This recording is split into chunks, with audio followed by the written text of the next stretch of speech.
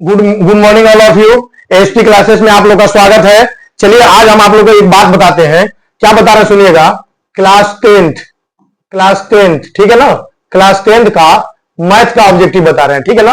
ये मैथ का ऑब्जेक्टिव बता रहे हैं। क्लास टेंथ में मैथ का ऑब्जेक्टिव बता रहे हैं। कितना? 10 ऑब्जेक्टिव। सुनिएगा मेरा बात। ये जो 10 ऑब्जेक्टिव बता रहा हूं एकदम ये क्या है? वीवीआई है। एकदम ये जो है ऑब्जेक्टिव वीवीआई है। बोर्ड मॉडल क्वेश्चन है। सभी क्वेश्चन किसी न किसी एग्जाम में कभी ना कभी पूछा गया है। 10वीं क्लास के लिए बहुत ही इंपॉर्टेंट क्वेश्चन होगा, ठीक है। एक बार सुन लीजिए मेरा बात, आप ध्यान से सुनिएगा मैं क्या कहना चाह रहा हूं। ये जो मैं 10 क्वेश्चन पढ़ा रहा हूं, ये 10 क्वेश्चन बिहार बोर्ड में 100% गारंटी है कि आपको देखने को मिल जाएंगे। इसीलिए आप वीडियो को स्किप मत कीजिएगा। ये 200 क्वेश्चन को मैं समझा के पढ़ाऊंगा। ये 200 क्वेश्चन समझ के बढ़िया से देख लीजिएगा, एक नोट्स बना लीजिएगा, रिवीजन पर रिवीजन कीजिएगा। ये 10 क्वेश्चन बिहार बोर्ड में अवश्य रहेगा, ये मेरा गारंटी है। इसीलिए देखिएगा, स्किप मत कीजिए, वीडियो को पूरा एकदम स्टार्ट टू एंड देख लीजिएगा। ये क्वेश्चन गारंटी है क्योंकि मेरा भी 15 साल का पढ़ाने का एक्सपीरियंस है। ये 200 क्वेश्चन बिहार बोर्ड में पूछा जाएगा, तो एक बार ध्यान से सुनिए। चलिए हम लोग देखते हैं ये क्वेश्चन। जैसे यहां पे क्वेश्चन दिया है, एक सर्किल दिया हुआ है, इसका केंद्र है, ये स्पर्श रेखा है, ऐसे चित्र दिया हुआ है। इसमें कह रहा है कि ओबी का मान क्या होगा, ओ से लेकर बी तक का मान क्या होगा। यहाँ पे आंसर है लिखा हुआ है, कोई बात नहीं है, रुक जाइए प्रिंटिंग में थोड़ा सा दिखा दो। यहाँ पे आइए, चलिए ठीक है। ओबी का मान पूछा गया है। आप एक बात बताइए, मैं एकदम बेसिक से पूरा समझा के पढ़ाऊंगा। आप यहाँ पे एक बात बताइए, जो त्रिज्या होती है वो क्या होती है? स्पर्श रेखा पर लंब होती है। स्पर्श रेखा पर लंब होती है, याद रखिएगा। समझा के हम पढ़ा रहे हैं हम। जो त्रिज्या होती है, ये त्रिज्या है, यानी ओसी क्या है? ओसी त्रिज्या है। लंब किस पर होगा? बीसी पर, ठीक है। बीसी पर लंब होगा। इसका मतलब है ये वाला कोण कितना का बनेगा? 90 डिग्री का बनेगा, ठीक है। ये वाला कोण 90 डिग्री बनेगा। क्यों? त्रिज्या स्पर्श रेखा पर लंब होती है, कोण 90 डिग्री का बनेगा और ये त्रिभुज बन जाएगा समकोण त्रिभुज। एक क्या हो जाएगा? यहां पे देखिए क्या कहेंगे, कोण सी कितना डिग्री का हो जाएगा? 90 डिग्री का हो जाएगा। क्यों क्यों हो जाएगा? चूंकि यहां लिखिएगा, चूंकि ओसी जो है लंब है किस पर? बीसी पर, ठीक है। ओसी लंब है बीसी पर, तो कोण सी कितना होगा? 90 डिग्री हो जाएगा। और जब 90 डिग्री का हो जाएगा तो त्रिभुज समकोण हो जाएगा। तो डायरेक्टली लिखिएगा पाइथागोरस प्रमेय से।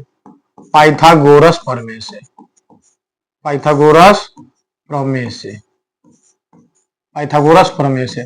पाइथागोरस प्रमेय क्या कहता है? आप पढ़े हैं, 90 डिग्री सामने को भुजा को कर्ण बोलते हैं। इसको हम लोग क्या बोल देंगे? लंब। और ये हमारा हो जाएगा आधार, ठीक है।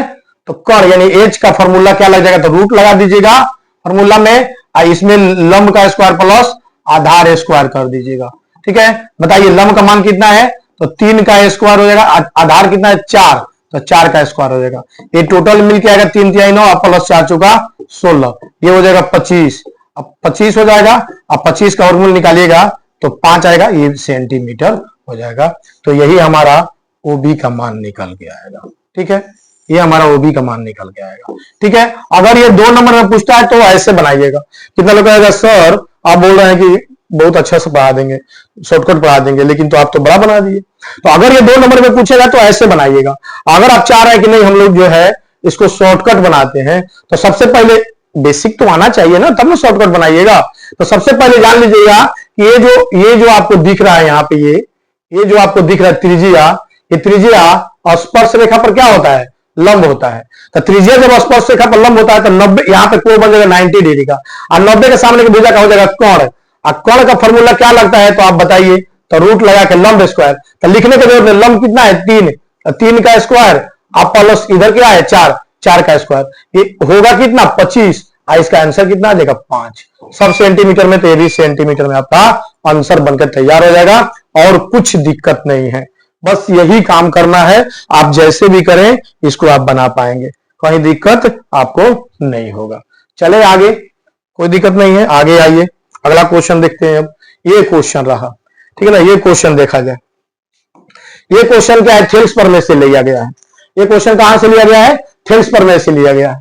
आप जानते हो कि थेल्स प्रमेय क्या कहता है कि किसी भी त्रिभुज में एक भुजा के समांतर खींची गई रेखा और 2 भुजाओं को जिन 2 अनुपात में बांटता है वो उसका अनुपात बराबर होता है।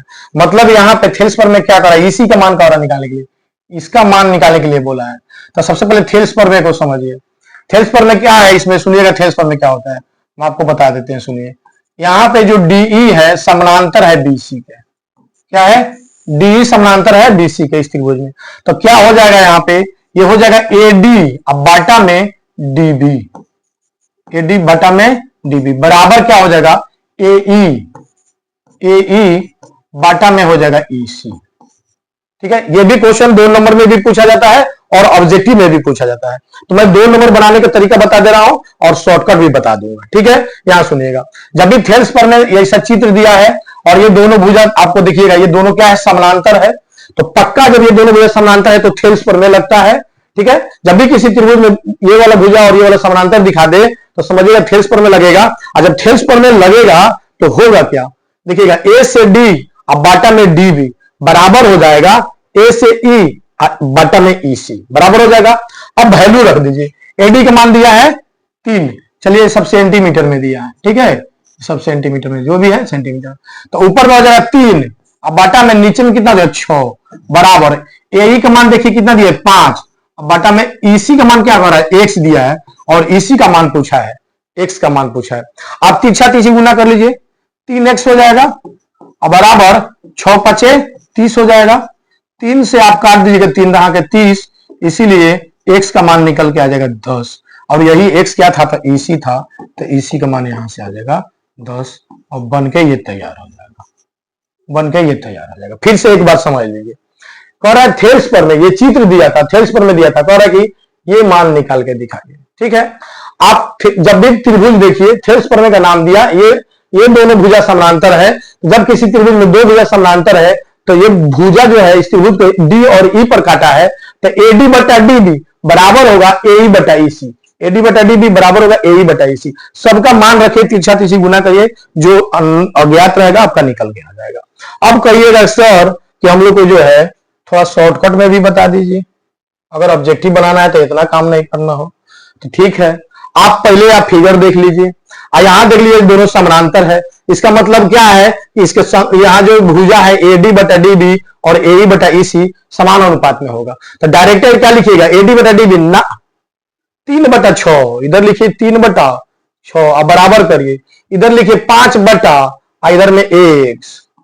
ठीक है, यहां 3x हो जाएगा और बराबर में हो जाएगा 6 5 30, 3 से काट दीजिएगा 3 दहा के 30, x का मान डायरेक्ट निकल के आ गया 10, कहानी खत्म। तो शॉर्टकट में ऐसे बना लीजिएगा। बोलिए किसी को दिक्कत? कहीं पे दिक्कत, कोई भी दिक्कत, थोड़ा सा भी परेशानी? कहीं परेशानी नहीं, बन जाएगा।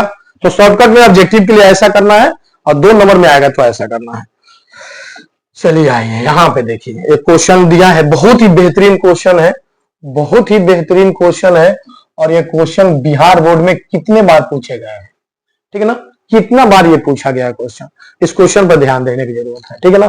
कह रहा है कि 2 समरूप त्रिभुज के भुजाओं का अनुपात दिया है इतना, 2 समरूप त्रिभुज के भुजाओं का अनुपात 3:4 है, तो उसके क्षेत्रफल का अनुपात बताएं। ठीक है, ये बताइए। चलिए आते हैं, हम इसको बनाते हैं। ठीक है ना? जैसे भी यहां पे 2 नंबर में पूछ देगा तभी बनाना है, शॉर्टकट भी बताएंगे। समरूप त्रिभुज के 2 समरूप त्रिभुज के भुजाओं का अनुपात सुनिएगा, एग्जाम में तो बनाना पड़ेगा आपको। 2 समरूप त्रिभुज के भुजाओं का अनुपात, 2 समरूप त्रिभुज के भुजाओं का अनुपात,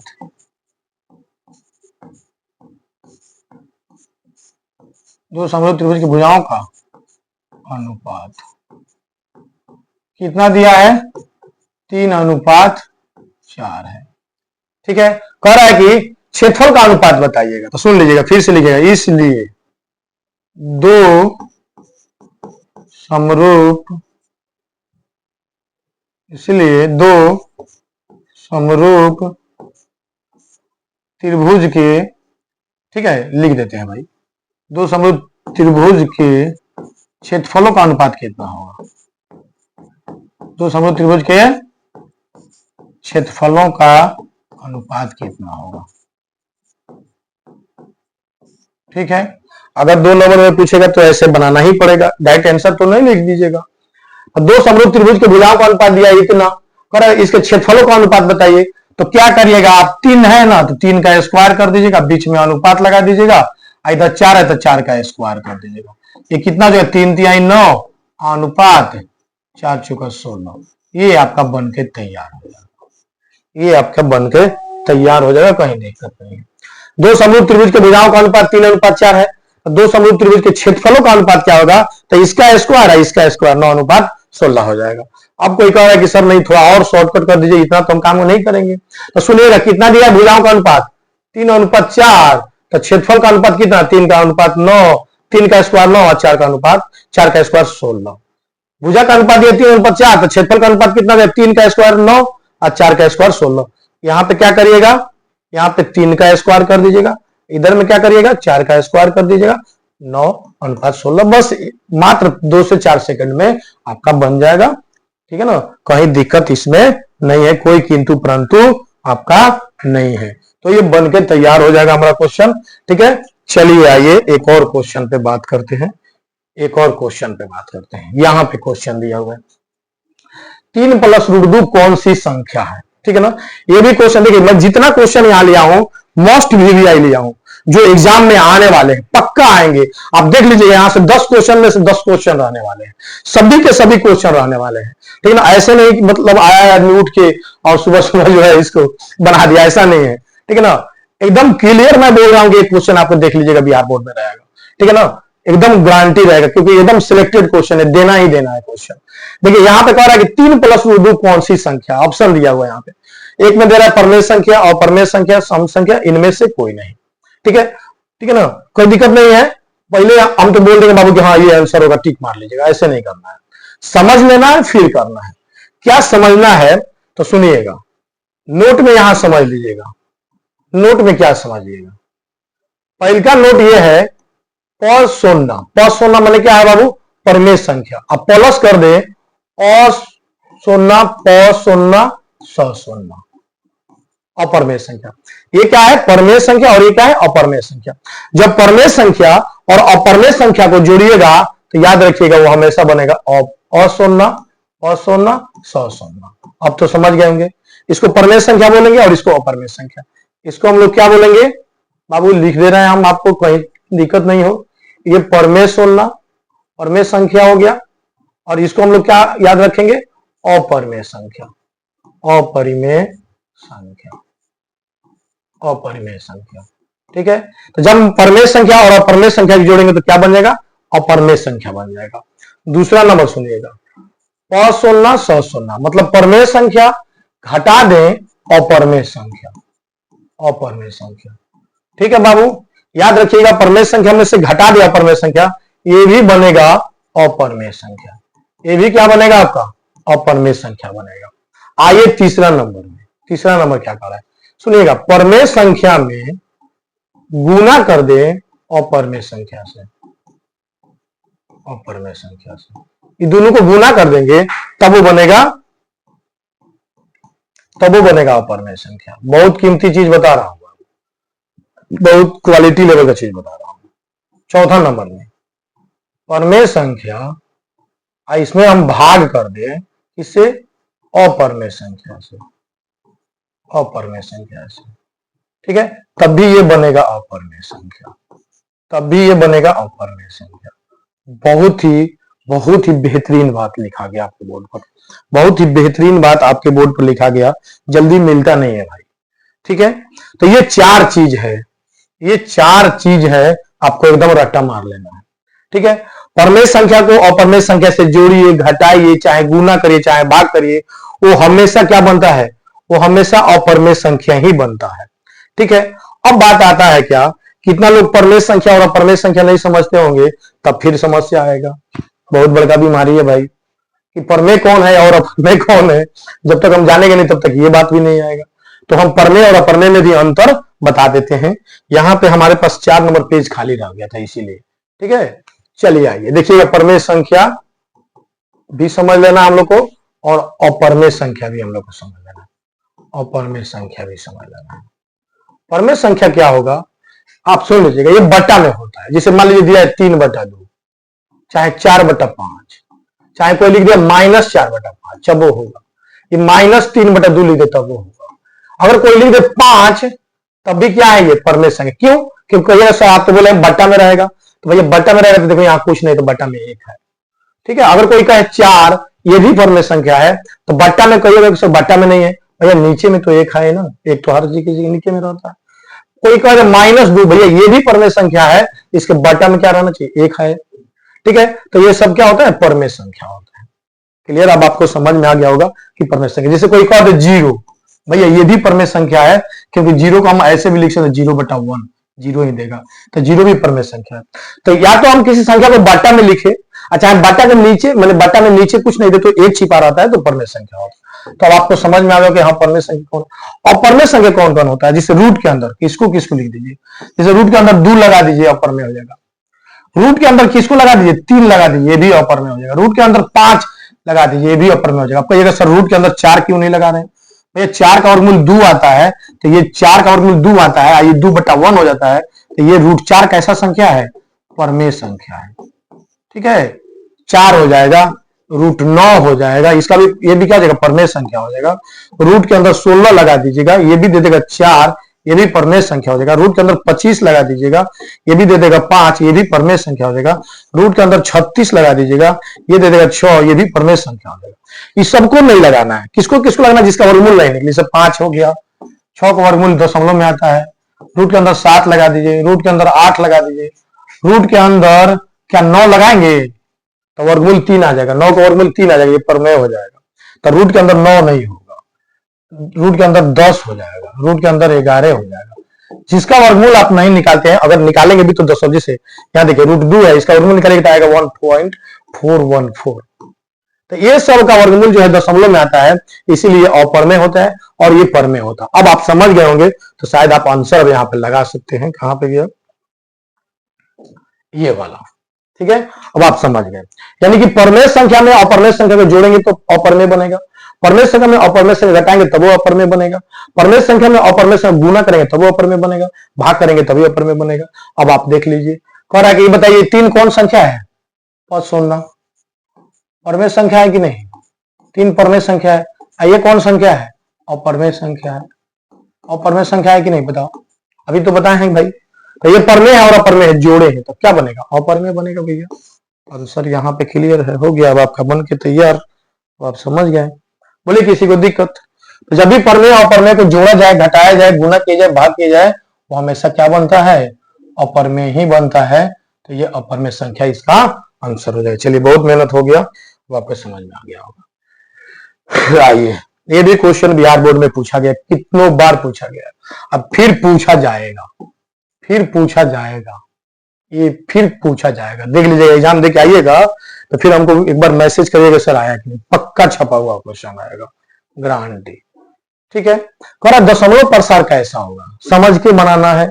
हम तो बोल देंगे कि भाई हाँ इसका दशमलव प्रसार शांत होगा, ठीक है, ऐसा समझ लेना है। ठीक है ना, कैसे करना है, ऊपर में संख्या छोड़ दीजिए, नीचे में क्या दिया है, 200 दिया है, इसका अभाज्य गुणनखंड निकालना है। ये बताइए 200 में किससे भाग लगेगा, अंत में 0 है तो सम संख्या है, 2 से लगेगा। जिस संख्या के इकाई का अंत 0 है, पक्का वो 2 से भाग लगता है, वो पक्का सम संख्या होता है। तो 100 मत वो कर जाएगा 200 का आधा। फिर देखिए अंत में 0 आया है तो पक्का ये सम संख्या 2 से लगेगा, 50 आ जाएगा। फिर देखिएगा अंत में 0 है तो सम संख्या है तो पक्का 2 से लगेगा और 25 आ जाएगा। अब बताइए क्या करिएगा, किससे काटिएगा, जिस संख्या का अंत में 5 है वो पक्का 5 से कट जाता है, तो 5 25। अब तो कटेगा नहीं, कटेगा नहीं। आप एक बात बताइए, 200 को हम लोग ऐसे लिख सकते हैं, 200 को 2 गुने 2 गुने 2, 1 2 3 गो है। अब 5 कै बार है, 2 बार है, तो 5 गुने 5। एक बार ऐसे देखिए, 2 कै गो है, 3 गो, तो 2 के पावर आ जाएगा 3। अब गुना में 5 कै गो है तो 2 बार है, तो 5 के पावर आ जाएगा 2। ठीक है, अब देखिए जब अगर 2 नंबर में क्वेश्चन आता तो आप ऐसे ही करके ऐसे लिखते, तब यहां लिख देते, इसलिए ठीक है ना। क्या होगा सुनिएगा, जिस संख्या के हर में, हर का रूप, हर का रूप, यहां पे हर का रूप इसलिए नहीं लिखेंगे, यहां पे लिखिएगा क्या, चूंकि हर का रूप जो है 2 के पावर 3 गुने 5 के पावर 2 है, ठीक है, 2 है, इसीलिए 3/200, 3/200 शांत दशमलव होगा, शांत दशमलव होगा, शांत दशमलव होगा। शांत दशमलव होगा। तो इसका आंसर हो जाएगा आपका शांत दशमलव। क्लियर है? क्लियर है? समझ में आया है? पक्का? सुनिएगा फिर से मैं बता दे रहा हूं। शांत दशमलव कौन होता है? जब भी कोई संख्या बटा में दिया हो तो नीचे वाले का अभाज्य गुणनखंड निकालिए। उसका अभाज्य गुणनखंड अगर 2 के पावर में और 5 के पावर में आ जाता है, 2 के पावर में और 5 के पावर में आ जाता है, तो पक्का समझ लीजिए कि यह संख्या शांत दशमलव होगा। तो ऑब्जेक्टिव बनाना रहता था, इसका क्या करिए, 200 को तोड़ लीजिएगा ऐसे। आप देख लीजिए इसके मतलब प्राइम फैक्टर अभाज्य गुणनखंड में 2 और केवल 5 आ रहा है, 2 और 5 आ रहा है। जिसके हर में अभाज्य गुणनखंड करने पर उसका 2 और 5 के रूप में आए, 2 और 5 के रूप में आए, पक्का उसका दशमलव प्रसार शांत होता है। तो इसका आंसर शांत हो जाएगा। अब इसमें कुछ समझने लायक नहीं है, आगे बढ़ जाते हैं। यहां पे देखिए वही क्वेश्चन यहां पे थोड़ा सा रिपीट कर दिया गया है, मैं ही बनाया हूं ताकि बात आपको और समझ में आ जाए। 200 का अभाज्य गुणनखंड होगा, ऐसे भी क्वेश्चन पूछा गया। तो बस यहां क्या करिए, 200 लिखिए, ऐसे करिए, ऐसे करिए। जिस संख्या का अंत में 0 है, सम संख्या होता है, 2 से लगेगा, अभी बताया 100 हो जाएगा। फिर 2 से काटिएगा, अंत में 0 है, 50 हो जाएगा, 100 का आधा। 2 से लगाने का मतलब ही होता है आधा करना। फिर 2 से करिएगा तो ये हो जाएगा 25। अब जिसके अंत में 5 है वो 5 से कटेगा तब 25। ठीक है, तो करते इसका अभाज्य गुणनखंड बताइए। तो 2 गुने 2 गुने 2 3 बार आया है। देखिए तो किसमें है, इसमें भी 3 बार है, लेकिन इसमें 2 बार है तो ये नहीं होगा। ठीक है, इसमें भी 3 बार है, इसमें है, ये तो ऑप्शन भाई इनमें से कोई नहीं। तो देखो 3 बार है, इसमें भी 3 बार है, ये तो इसमें 2 बार आया। यहां देखिए 1 2 3 बार आया है, तो 3 बार वाला या तो ये होगा ना तो इसमें होगा।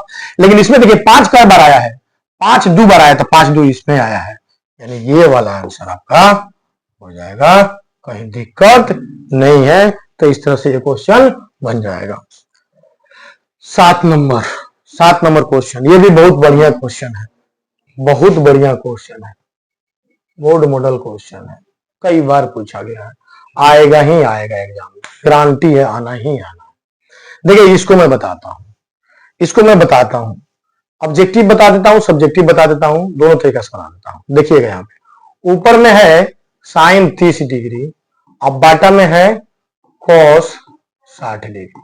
इसको समझने के लिए एक बड़ा का क्लास होना चाहिए, लेकिन फिर भी आप क्या करिएगा, नीचे वाले को ऐसे रहने दीजिएगा, cos 60 डिग्री, ये सही रहने दीजिएगा। ठीक है, एक बात और पहले समझ लीजिए, एक बात और मैं यहां समझा दूं थोड़ा सा आप लोग को, याद रखिएगा। ठीक है ना, साइन किस में बदलता है, साइन बदलता है कॉस में, कॉस किस में बदलता है, साइन में। सेक किस में बदलता है, कॉसेक में, और कॉसेक किस में बदलता है, सेक में। टैन किस में बदलता है, टैन जब भी बदलता है तो कॉट में बदलता है, और कॉट किस में बदलता है, टैन में। ये सिस्टम आना चाहिए, ये सिस्टम आना चाहिए। ठीक है, याद कर लीजिएगा इसको, अगर आप नहीं जानते हैं तो याद कर लें, याद करें। साइन बदलता है कॉस में, कॉस बदलता है साइन में। साइन जब भी बदलेगा तो कॉस में बदलेगा, कॉस जब भी बदलेगा तो साइन में बदलेगा। सेक बदलेगा कॉस सेक में, और कॉस सेक बदलेगा सेक में, दोनों तरफ चिन्ह लगाया। टेन बदलेगा कॉट में, कॉट बदलेगा टैन में। तो ये 3 बात होता है। ठीक है, अब बदलने का कैसे तरीका है सुनिएगा। इसे नीचे वाले को आने दीजिए, ऊपर वाले को क्या कर लीजिए आप ऊपर वाले को क्या कर दीजिए, यहाँ एक काम करिए, साइन लिख दें, 90 में से कितना घटाइएगा कि 30 आएगा, तो यही 60 वाला, 90 में से 60 घटा देंगे तो 30 आ जाएगा। आप देख लीजिएगा, 90 में से 60 घटेगा तो 30 आ जाएगा। अब आप बताइए, नीचे वाला तो जैसा है वैसा ही रहेगा, cos 60 डिग्री। अब बताइए 90 में यहाँ पे बदलने का नियम क्या होता है, यहाँ बदलने का नियम क्या होता है, 90 डिग्री में विषम से गुना होना चाहिए। 90 डिग्री में क्या होना चाहिए, रुक जाइएगा, 90 डिग्री में विषम से गुना होना चाहिए, तबे बदलेगा। 90 डिग्री में विषम से गुना होना चाहिए, गुना, विषम संख्या से गुना होना चाहिए। 90 डिग्री में विषम संख्या से गुना होना चाहिए, दिख रहा है नीचे, हाँ दिख रहा है। चलिए 90 डिग्री में क्या होना चाहिए, विषम संख्या से गुना होना चाहिए। तो 90 डिग्री में विषम संख्या से गुना है, यहाँ देखिए 90 में किसी गुना नहीं थे, 1 से गुना है। अब साइन बदल जाएगा किस में, तब कॉस में बदल जाएगा, तो कॉस में बदल जाएगा, और हाई वाला कोण यहाँ आके सट जाता है। ठीक है, हाई वाला कोण आके यहाँ सट जाता है। अब आप ही देखिए cos 60 डिग्री ऊपर हो गया, नीचे cos 60 डिग्री, कट के क्या हो जाएगा, 1 देगा, ऊपर नीचे बराबर, तो 1 आएगा। नहीं, इसका आंसर तो 1 आएगा भाई, इसका आंसर 1 आएगा। लेकिन कहिएगा सर पहला क्लास है, कैसे किए हैं, कुछ समझ में नहीं आ रहा है। आप एक काम करिए, ऑब्जेक्टिव मैं बता रहा हूं, सब्जेक्टिव में हालांकि मैं बताया भी समझाया भी, लेकिन सबसे बढ़िया उपाय मैं ऑब्जेक्टिव का बता दूं। आप ये टेबल याद रखिए, ये टेबल याद रखिए, ये टेबल तीन को, साइन बदलेगा कॉस में, साइन बदलेगा कॉस में, कॉस बदलेगा साइन में, सेक बदलेगा कॉसेक में, कॉसेक बदलेगा सेक में, टैन बदलेगा कोट में, कोट बदलेगा टैन में। ये बात याद रखिए आप, ठीक है, ये बात आप याद रखिए कि ये कैसे बदलता है। अब देखिएगा, यहां पे ऑब्जेक्टिव बता देता हूं कैसे। साइन बदलता है कॉस में, कॉस बदलता है साइन में, ये दोनों एक दूसरे को बदलने वाला है। साइन कॉस में बदलता है, कॉस साइन में बदलता है, तो दोनों एक दूसरे से बदलने वाला है। और यहां दोनों कोण को जोड़ के देखिए, 60 और 30 कितना हो गया, 60 और 30 90, तो सुन लीजिएगा, साइन बदलता हो कॉस में, कॉस बदलता हो साइन में, ये दोनों जोड़ा वाला दिया हो और ये दोनों का कोण मिलकर 90 डिग्री हो जाता हो, तो उसका आंसर पक्का एक ही आएगा, गारंटी है। जैसे यहां पे एक और क्वेश्चन आप देख सकते हैं, इसी में से लीजिए tan और cot ले लीजिए। जैसे ऊपर में लिखते हैं मैं tan, यहां लिख दिया, मैं लिख दिया 40 डिग्री। अब बताइए बाटा में, अब बताइए tan के साथ कौन वाला आना चाहिए, cot वाला आना चाहिए, क्योंकि tan cot में बदलता है cot। अब 40 है तो यहां कितना ले ले, 50 डिग्री, ठीक है, पक्का इसका आंसर एक ही आएगा, पक्का इसका आंसर एक ही आएगा, ठीक है। ऑब्जेक्टिव के लिए tan बदलता है cot में, cot बदलता है tan में, और 40 और 50 मिलकर 90 डिग्री हो रहा है, तो ये 90 होना चाहिए, इसका आंसर एक आएगा। और कुछ दूसरा कोई ही नहीं है, कोई दूसरा कारण नहीं है। बनाने का तरीका तो मैं बताया था, लेकिन शॉर्टकट जो ऑब्जेक्टिव बनाने का है ये, जैसे एक बार और देख लीजिए, एक और देख लीजिए, जैसे सेक लिख दीजिए आप, ठीक है, यहां पे लिख दीजिए 20 डिग्री। अब बाटा में सेक बदलता है, बताइए किस में, सेक बदलता है कॉसेक में, तो यहां लिख दीजिए कॉसेक, यहां लिख दीजिए कॉसेक, ठीक है। आइए 20 है तो कितना मिलकर 90 होगा, बोलिए आप 70 डिग्री, ठीक है। तो अब देख लीजिए, सेक बदलता है कौशिक में, कौशिक बदलता है सेक में, यहां देखिए, यहां देखिए, सेक बदलता है कौशिक में, कौशिक बदलता है सेक में, ये दोनों ऐसा दिया हुआ है और 70 20 मिलकर 90 हो रहा है, पक्का इसका आंसर एक आएगा। अब तो बहुत हो गया भाई, अब तो बहुत हो गया। अब ऐसा क्वेश्चन जब भी आएगा तो कर लीजिएगा, इसका आंसर एक ही आएगा। चलिए आगे बढ़ा देते हैं क्लास को। यहां देखिए, ये भी क्वेश्चन पूछा गया है, कई बार पूछा गया है, ये भी क्वेश्चन जो आपका बोर्ड मॉडल क्वेश्चन है, ये भी बोर्ड मॉडल क्वेश्चन है, कोई दिक्कत इसका नहीं, ठीक है। देखिए यहां पर लाइट जल रहा है, कह रहा है इसका मान क्या होगा। सबसे पहले यहां समझ लीजिए, sign square theta plus cos square theta, यहां देखिए थीटा है और यहां भी क्या है, थीटा है, दोनों के बीच में क्या है, प्लस है, दोनों के बीच में क्या है, प्लस है, ये दोनों पर स्क्वायर है, आंसर इसका एक होता है, इसका आंसर कितना होता है, एक होता है, ठीक है। अब ये दोनों थीटा सेम रहेगा, दोनों पर स्क्वायर रहेगा, बीच में प्लस रहेगा, तो आंसर क्या आएगा, एक आएगा। अब ही बताइए आप, साइन स्क्वायर यहां 45 डिग्री दिया है, अब प्लस कॉस स्क्वायर 45 डिग्री दिया है, ठीक है। ये बताइए ये वाला थीटा और ये वाला थीटा दोनों सेम है कि नहीं, यहां पे स्क्वायर लगा, यहां पे स्क्वायर, बीच में प्लस है, कितना आंसर आएगा, एक आएगा, कितना आंसर आएगा, एक आएगा। तो यार रट्टा मार लो, sine square theta plus cos square theta 1 होता है, ये थीटा और ये थीटा दोनों बराबर होना चाहिए, यहाँ थीटा है तो यहाँ भी थीटा है, यहाँ 45 डिग्री तो यहाँ भी 45 डिग्री, दोनों पर स्क्वायर है, बीच में प्लस है, आंसर एक आएगा, इसका भी आंसर एक होगा, इसमें कुछ है नहीं कि ज्यादा देर रुका जाए, आप देख लीजिएगा। आइए 9 पर, ठीक है, एक क्वेश्चन मैं लिया हूं प्रोबेबिलिटी से, इसके बाद मैं क्वेश्चन लूंगा, इसके बाद मैं जो आपको बना के दूंगा, तो इसके बाद मैं क्वेश्चन लूंगा 15 को, इसके बाद मैं क्वेश्चन लूंगा 15 का, अभी मैं 10 क्वेश्चन लिया था, इसके बाद मैं लूंगा 15 को क्वेश्चन, सब चैप्टर से एक एक क्वेश्चन, उसके बाद मैं लूंगा 2-2 क्वेश्चन, सब चैप्टर से 2-2 क्वेश्चन, यानी 30 क्वेश्चन, उसके बाद मैं लूंगा 4 क्वेश्चन, सब चैप्टर से 60 क्वेश्चन मिलाकर लूंगा। तो पहले 10 क्वेश्चन ही बनवाया हूं आज, सुनिएगा। एक पासे को लुढ़काने पर 6 आने की प्रायिकता क्या होगा, पासे को लुढ़काने पर 6 आने की प्रायिकता क्या होगा। सबसे पहले आप ये बताइए पासा जब लुढ़काते हैं तो उसका सैंपल स्पेस लिखते हैं, ठीक है, सैंपल स्पेस लिखते हैं, एस बराबर, एक पासे को लुढ़काइए तो उसमें पासा लीडो का गोटी है जो आप बचपन में खेले होंगे या आजकल मोबाइल पर खेल रहे हैं, तो उस पर या तो 1 लिखा रहा है, या तो 2 आता है, या तो 3 आता है, या तो 4 आता है, या तो 5 आता है, या तो 6 आता है, यही ना आता है। तो ये बताइए इसमें संख्या कितना हो गया, नंबर ऑफ सैंपल स्पेस कई वो है, 6 वो है। कह रहा है कि पासे को लुढ़काए 6 आए, उसकी प्रायिकता क्या करिए, तो 6 आएगा तो उसकी प्रायिकता को ऐसे लिखते हैं, 6 की प्रायिकता को ऐसे लिखते हैं, P of 6, इसको क्या पढ़ते हैं, इसको पढ़ते हैं P of 6, 6 की प्रायिकता, P से प्रायिकता होता है। तो सुनिएगा 6 आने की प्रायिकता, 6 आने की संख्या भी यहां लिख लीजिए, 6 आने की संख्या, नीचे में लिख दिया नंबर ऑफ सैंपल है स्पेस। यहाँ P ऑफ 6 P हटा के N ऑफ 6 बटा नंबर ऑफ सैंपल स्पेस। ये बताइए number of sample space total नीचे क्या लिखते हैं, नीचे में जो टोटल होता है ना उसको लिखते हैं। 6 है तो 6 लिख दीजिए, ऊपर में 6 आएगा कई बार, एक ही बार ना, तो 1 लिख दीजिए, 1 बटा 6 आंसर आएगा और इसका आंसर हो जाएगा ये। ठीक है, आइए इसको और थोड़ा शॉर्टकट तरीका से बढ़ाते हैं, रुक जाइए और इसको शॉर्टकट कर देते हैं। ठीक है ना, ये अगर 2 नंबर में आता है तो आप बना लीजिए और इसको हम शॉर्टकट कर देते हैं, यहाँ पे इसको कर देते हैं। ठीक है, आपको दिख रहा होगा, इसको और थोड़ा सा शॉर्टकट में हम आपको बताते हैं, सुनिएगा। और 6 वाले की प्रायिकता ज्ञात करिए, 6 वाले की प्रायिकता को ऐसे लिख दीजिएगा। ठीक है, ये बताइए 6 कई बार आया है, कई बार आएगा, देखिए यहाँ पे कई बार आया है, माने 6 कितना बार आया है, एक ही बार ना, तो जिसका प्रायिकता पूछा वो कितना बार आया, एक बार, तो 1 लिख दीजिए, और नीचे में टोटल का वो 6, तो 6 लिख दीजिएगा आंसर। ठीक है, तो आंसर आपका मिल जाएगा। 6 आने की प्रायिकता बताइए, 6 कौ बार आया है, ये लिखने आना चाहिए, ये आपको जानकारी होना चाहिए, नहीं है तो जान लीजिए एक लीडो गोटी पर 1 से लेकर 6 तक लिखा रहता है, ऐसे होगा। 6 आने की प्रायिकता बताइए, 6 कौ बार आया है, एक बार, तो 1 लिख दीजिए, और टोटल का वो है 6, वो तो नीचे में 6 लिख दीजिए, आंसर बनकर तैयार हो गया। तो ये आपका 1/6 आएगा और कुछ है नहीं। बढ़िया क्वेश्चन, सिलेक्टेड क्वेश्चन है हमारे पास। एक लास्ट क्वेश्चन और आपके पास ये ठीक है, ये क्वेश्चन जो है एक मेमोरी बेस्ड क्वेश्चन है, ठीक है ना, याद करने वाला चीज है। कह रहा है द्विघात बहुपद का आलेख क्या होगा। ठीक है ना, द्विघात बहुपद का आलेख क्या होगा। ठीक है, द्विघात बहुपद का आलेख पूछ रहा है कि इसमें से क्या होगा।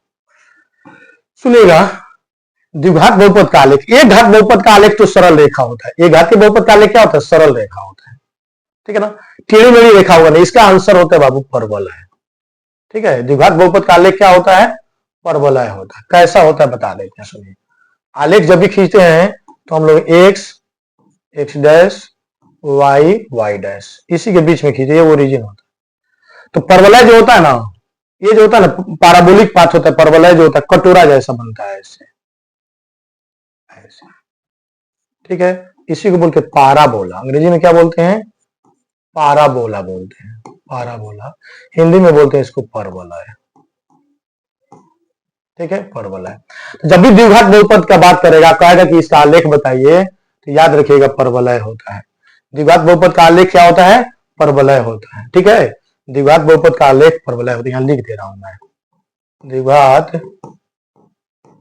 बहुपद का आलेख, द्विघात बहुपद का आलेख परवलय होता है। द्विघात बहुपद का आलेख कितना होता है, परवलय होता है। तो ये इसका आलेख क्या हो जाएगा, इसका आलेख हो जाएगा हमारा परवलय हो जाएगा। कहीं कोई दिक्कत नहीं है, कहीं कोई दिक्कत नहीं है। एक घातीय का क्या होता है इसको भी बता दूं थोड़ा सा, यहाँ पे बात आ गया तो एक घातीय बहुपद, याद रखिएगा बाबू, एक घातीय बहुपद या इसी को बोलते हैं रैखिक बहुपद, इसी को क्या बोलते हैं, रैखिक बहुपद। द्विघातीय बहुपद या रैखिक बहुपद का आलेख, एक घातीय बहुपद या रैखिक बहुपद का आलेख क्या होता है, जब एक घातीय होगा ना रैखिक होगा तो उसका आलेख आएगा हमेशा सरल रेखा। ठीक है, सरल रेखा आता है, सरल रेखा होता है। जब रैखिक का पूछेगा, एक घातीय का पूछेगा तो कहेगा सरल रेखा आता है। सरल रेखा कैसे जाएगा, ऐसे जाएगा, और क्या होगा, सरल रेखा ऐसे जाएगा, यही सरल रेखा होता है। एक एक गुना होगा, एक घात का एक सरल रेखा होगी, इसको क्या बोलते हैं बाबू, सरल रेखा बोलते हैं, स्ट्रेट लाइन बोलते हैं। ठीक है, तो ये हमारा क्लास का आज का क्वेश्चन रहा, कोई दिक्कत नहीं है, बढ़िया क्वेश्चन था। एक बार बढ़िया से सुन लीजिए, मैं बता रहा हूं, मैं अभी कितना अपलोड करूंगा, आज इसको अपलोड कर दूंगा आपके चैनल पे अपने। आप सुनिएगा, आज 10 क्वेश्चन पाया हूं, क्लियर सुनिएगा। आपको ये अच्छा लगा, समझाने का मेरा तरीका आपको अच्छा लगा, आपको समझ में आया है, तो निश्चित इसमें कमेंट करिएगा कि सर अब जो है 10 क्वेश्चन आज पढ़ाए हैं, तो सर अगला जो अब वीडियो डालिए सर, उसमें 15 चैप्टर है तो 15 क्वेश्चन डालिए, तो फिर इसके बाद मैं 15 क्वेश्चन डालूंगा। तो एक बार देखिएगा, बैठ कर इसको पूरा नोट्स बना लीजिए, लिख लीजिएगा, समझाने का तरीका जो भी सामने दिया है देख लीजिएगा, लिख लीजिएगा। एक बार जरूर कमेंट करिएगा सर आप बहुत अच्छा पढ़ाए हैं सर, समझ में बढ़िया आया है, ताकि क्या है ना एनर्जी मिलता है तो आदमी और पढ़ाता है। इसके बाद मैं लेके आऊंगा 10 क्वेश्चन था, इसके बाद 15 चैप्टर है ना 10वां में, तो 15 क्वेश्चन लेके आऊंगा, उसके बाद 2-2 कर दूंगा, उसके बाद मैं फिर चर्चा कर दूंगा। तो इस तरह से करके आपका पूरा एग्जाम देखिएगा, मैंने आप एग्जाम देने जाइएगा तो देखिएगा मेरे चैनल से ये पूरा ऑब्जेक्टिव आपका 10 क्लास में रहेगा। इतना तो जरूर कह दूंगा एग्जाम से पहले तक का। ठीक है, तो चलिए फिर से बाबू, अगर मेरा वीडियो आपको अच्छा लगता है तो मेरे चैनल को जरूर सब्सक्राइब कीजिए, लाइक कीजिए, कमेंट कीजिए। ठीक है ना, फिर मिलते हैं नेक्स्ट क्लास में। Thank you for watching.